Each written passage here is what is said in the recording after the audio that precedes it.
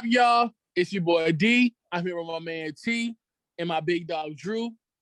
And this is Saturday Morning Traffic, the greatest podcast, not the latest podcast. And today we got a special guest. Not small D, not smallest D, not minuscule D, but we got Big D in the building. Not to be confused with any other D's on the podcast, you get what I'm saying? So today we're going to talk about a lot of good stuff, you know what I'm saying? Some bad stuff and some wild stuff. You know what I'm saying? With that being said, I'm going to pass it over to my dog, Tony.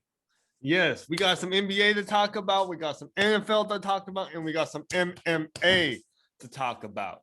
So, all right, Tony's in the building, Drew's in the building, I'm in the building, and we got the biggest D in the building. You know what I'm saying? So we're going to go ahead and get the show rolling. Let's hear what he got to talk about. All right. All right. So this is first topic of the day is about last night's UFC 251. Just our thoughts. I'll go with Big D. What was your thoughts last night on the undercard and even the main card and the 3 title fights? I didn't see a lot of the undercard. I saw most of Cruz and Kennedy. I mean, Cruz as usual, he just dominates, man. I mean, he's kind of had that, not the upper tier of that division, but any of the challenger, even like contender versions, he pretty much has that on lock. I don't know if he's quite in his prime anymore, but he can still put on an entertaining fight for sure. Yeah. And then what about what did you think of the main card then? Main card was solid, man. The only disappointment was that Jan versus Sterling. I mean, I do think Sterling was probably going to lose in a split decision. But Jan, man, that was as blatant a knee as I've ever seen. I've been watching MMA for 15 years. That was nuts. I'd never seen anything like it.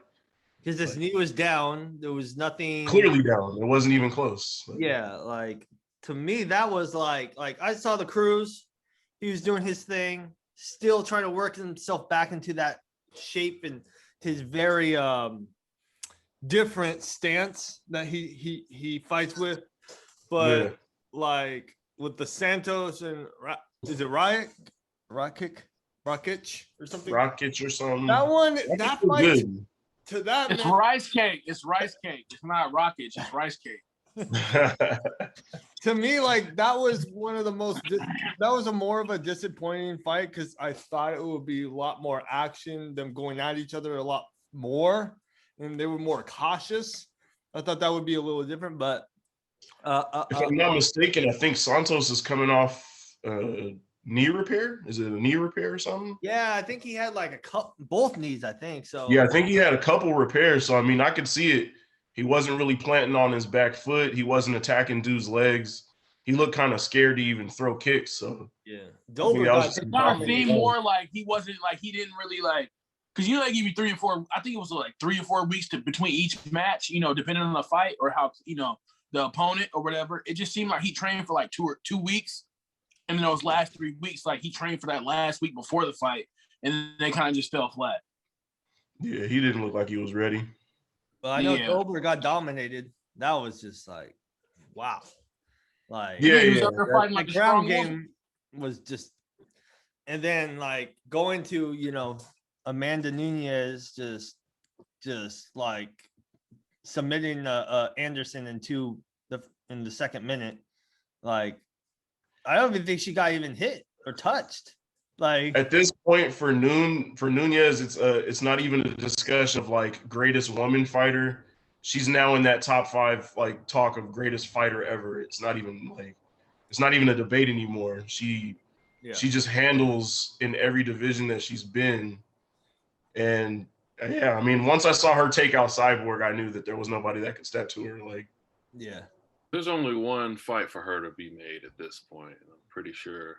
I don't see it happening for at least a year because I think she's not going to start doing MMA till I think next she's probably going to do it, but that's Clarissa Shields. I mean, she just became undisputed in boxing in like 2 weight classes. Right. So that's really the money fight for her, and that's going to be big for the women's division in general. So. Oh yeah, that'll be huge. Yeah. What about the main event? Adesanya, what did you think of that fight? Going up 20 pounds, really. The fight. I just respected the fact that he didn't get knocked out. Blachowicz is a big dude with crazy power, and I wasn't sure that Adesanya was going to be able to just eat a big hit because I know he hasn't been hit by anybody that size in a sanctioned MMA fight. He did his thing. He just didn't. He wasn't really throwing combinations. It was literally like throw one or two and then get out before he catches one of those big shots, which was a smart game plan. But Yeah, I think on the cards it should have been closer than what the judges gave it. Judges really don't. They really don't know how to judge these fights anymore. There was no single round that was dominated 10-8. Nobody dominated anybody last night.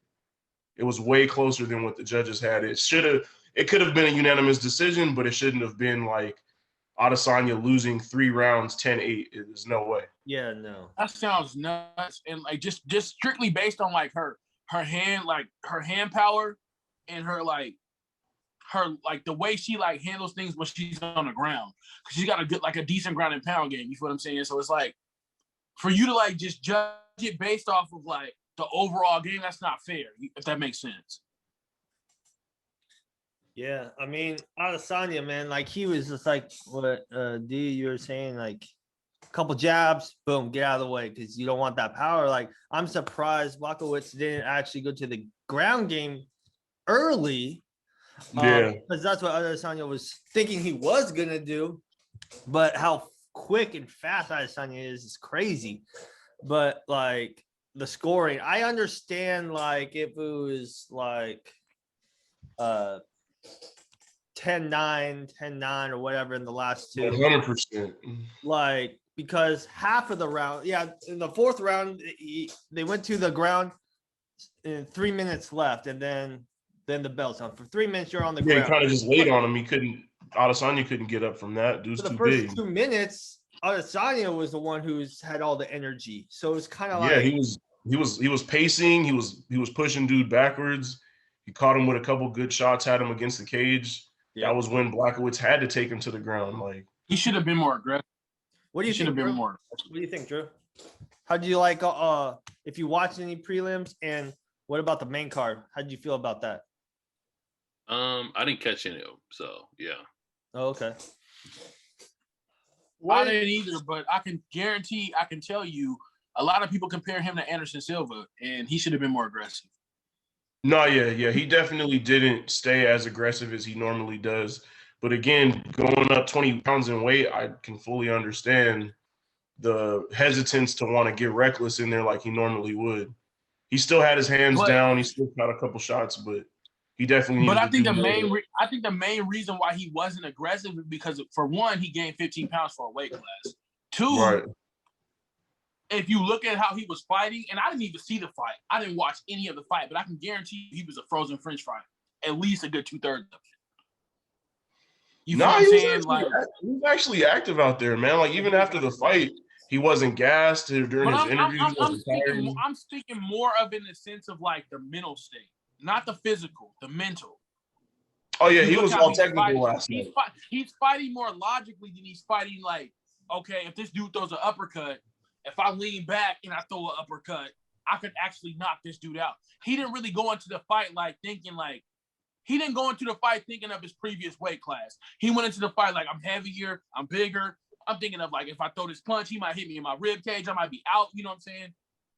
Because you're fighting a dude that's not in your weight. You're fighting a dude that lives in this weight class versus a dude that's coming to this weight class. If that makes sense. Well, the thing was, he tried to stay thin, like how he was. He didn't want. He tried to stay lean. But he didn't want to put on the weight, if that makes sense. But the thing about, it's just like basketball. Like if I spend my whole career at 175 and I'm a power forward, and they're telling me I need to go to 215, as soon as I go to 215, it's a whole different ball game. I have to figure out how to pass differently. I have to figure out how to run differently. I have to figure out how to run routes differently. Yeah, just movement having extra weight is different. It's automatically different. It's automatically different, no matter what. You feel what I'm saying? So I translate that to UFC, like, because you're not passing the ball, you're throwing punches, so it's different. You see what I'm saying? So like when that's put into the conversation in the category, you got to look at like, when I throw this punch, at 175 it's faster. At 215, it's a little bit slower. So what can I do to make this punch faster?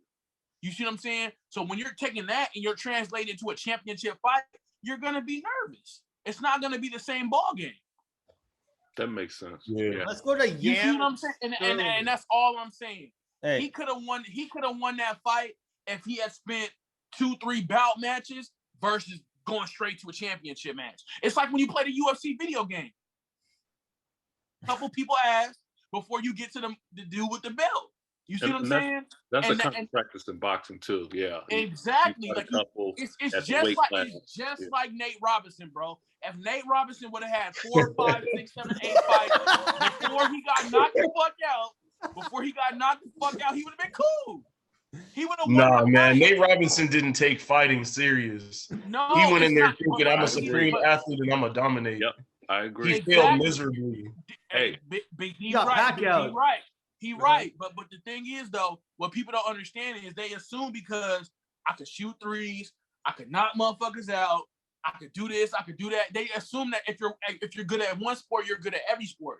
It don't work like that because cardio in basketball versus cardio in baseball is two different things. Cardio in boxing versus cardio in kickboxing is two different things. Like a lot of people don't know how to talk about tennis too. That cardio is ridiculous. Okay, exactly. I rest my case. Tony just put it all in. Exactly. When you look at like cardio in every different sport, it's all different. When you look at the main points that you hit in every sport, is different. And a lot of people don't understand that. So they assume if you're gifted at one thing, you're gifted at everything, and it doesn't work like that.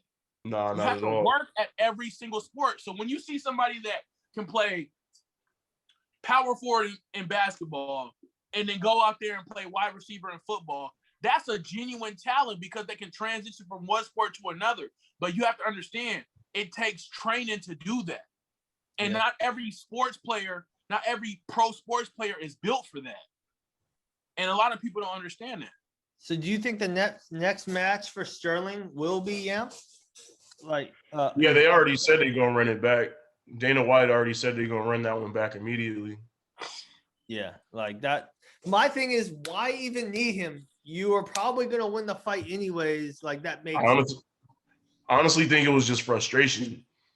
I think he was just frustrated because dude is shifty. He's crafty. Jan wasn't really able to dominate like he normally does, aside from when he took him to the ground. He wasn't able to stand up and really dominate dude. And I think he was just getting frustrated with the fact that Sterling played it smart. He went on the ground. I'm going to hold my back of my head and I'm going to lay there and wait till I get my opening to get up. I'm going to take as much time as I can till the ref tells me to stand up. Like, he was playing the technical game, and Jan, it looked like he was just frustrated. Yeah, like you gotta imagine getting jumped and you getting beat up by 6 dudes and they're just stomping you out. And the whole time you're curled up like none of this hurts me. All this is doing is giving me the energy to get back up. So when I get back up, I can knock at least 3 dudes out. That's basically what it was, but you're only fighting one person.